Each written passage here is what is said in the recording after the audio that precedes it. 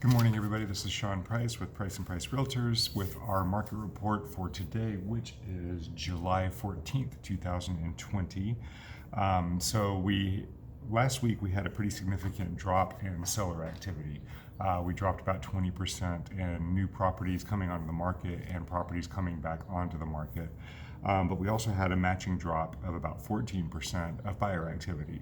So the market itself took a little bit of a dip last week.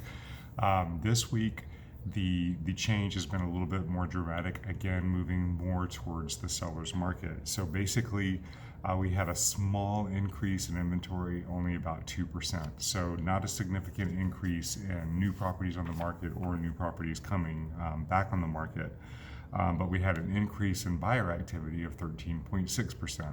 So in other words, seller activity did this, buyer activity did this. Okay, and we already had a higher demand than we did supply. The previous week we had an absorption rate of 130%, which means that basically if you had 100 properties that came onto the market that week, 130 of them went under contract, either active under contract or pending. So that's the attrition rate.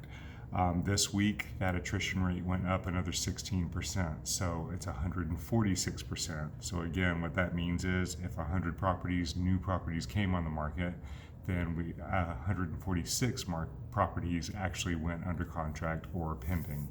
So it's still a very, very strong seller's market, even stronger seller's market this week than it was last week. And we'll just have to observe and keep seeing what happens with the overall market volume. If it continues to stay at this lower rate, if it goes up, if it goes down, we'll just have to observe that and see.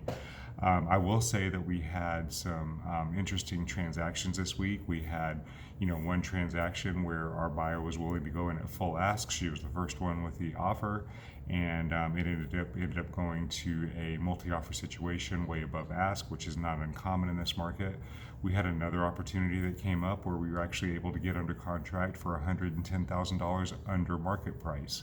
So just because it's a seller's market doesn't mean that there is no opportunity out there. It just means that you have to be prepared and know the market and be prepared to act accordingly on each individual property, because you never know what the outcome is going to be.